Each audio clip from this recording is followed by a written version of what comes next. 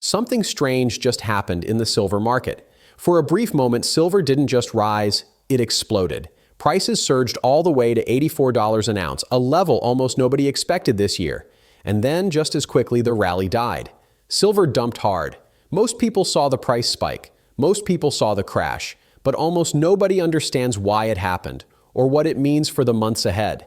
And here's the part almost nobody is talking about. Even with this violent pullback, several well-known analysts still believe silver has the potential to reach $200 in the coming cycle. People like Peter Krauth, who's written extensively about structural deficits in the silver market, and Keith Neumeyer, who's been warning for years that industrial demand alone could push silver into triple-digit territory.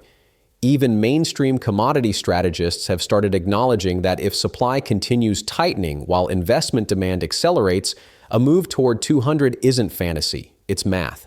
So when you see silver spike to 84 and then collapse, it's easy to think the rally is over. But to the people who've been studying this market for decades, this kind of volatility is exactly what happens before the big moves. Because this wasn't a normal correction. This wasn't profit-taking. This wasn't the market cooling off. This was triggered by something far more mechanical, far more predictable, and far more revealing about how the silver market actually works. COMEX, the exchange where silver futures are traded, quietly raised margin requirements, and that single move was enough to slam the brakes on one of the strongest silver rallies in years. Today, I want to walk you through exactly what happened, why it happened, and what this tells us about the real state of the silver market. Because once you understand the mechanics behind this move, the $84 spike stops looking like a fluke and starts looking like a warning. Silver has been building pressure for months. Industrial demand is rising. Investment demand is rising. Mining supply is tightening. And the macro backdrop, inflation, deficits, geopolitical tension, has been pushing more people toward hard assets. So, when silver finally broke out, it wasn't surprising. What was surprising was the speed. Silver didn't grind higher. It didn't stair-step. It launched. Traders piled in, momentum funds piled in, retail investors piled in, and before anyone could catch their breath, silver was trading at $84. That kind of move doesn't happen in a vacuum. It happens when a market is already tight and then suddenly gets hit with a wave of leveraged buying. And that's the key word here, leverage. Because leverage is exactly what COMEX controls. To understand the dump, you need to understand what margin requirements are. When traders buy silver futures, they don't pay the full value of the contract. They put down a fraction, a deposit, called margin. The rest is effectively borrowed exposure. If silver moves in their favor, they make amplified gains. If silver moves against them, they take amplified losses.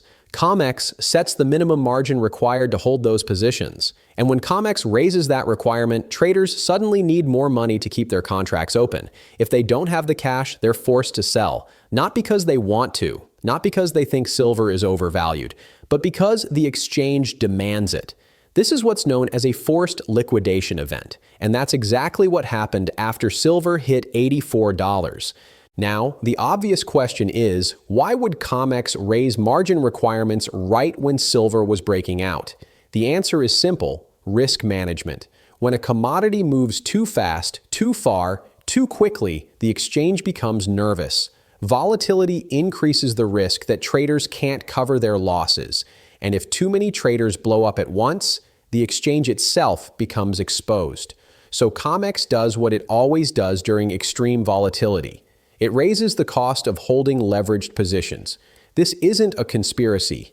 It's not manipulation in the cartoonish sense. It's a mechanical response to volatility.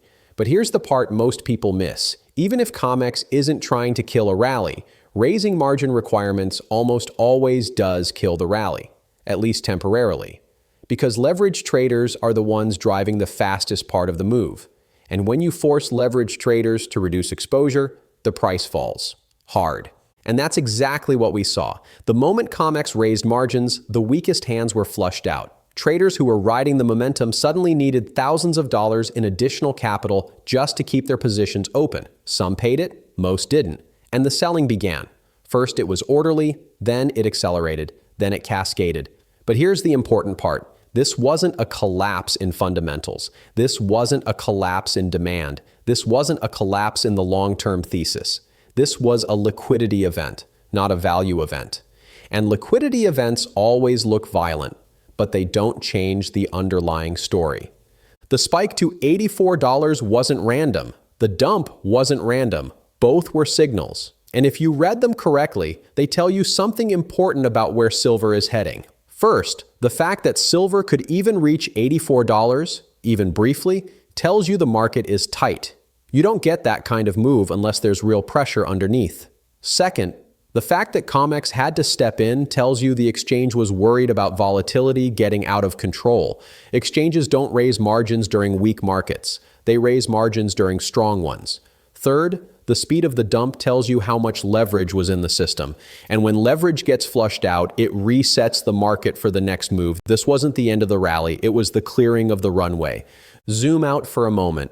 Silver is one of the most misunderstood assets in the world. It's not just a precious metal. It's not just an industrial metal. It's both.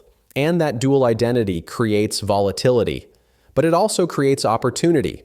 Because when industrial demand rises, silver behaves like a commodity. When monetary demand rises, silver behaves like a hedge. And when both rise at the same time, which is exactly what's happening now, silver becomes explosive.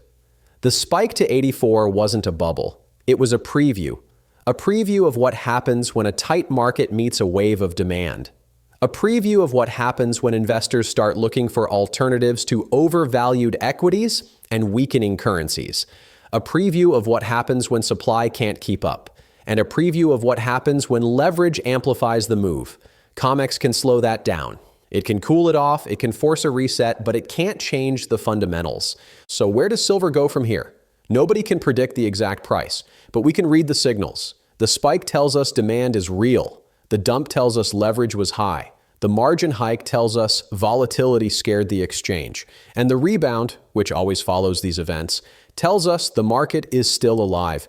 Silver doesn't move in straight lines. It moves in waves.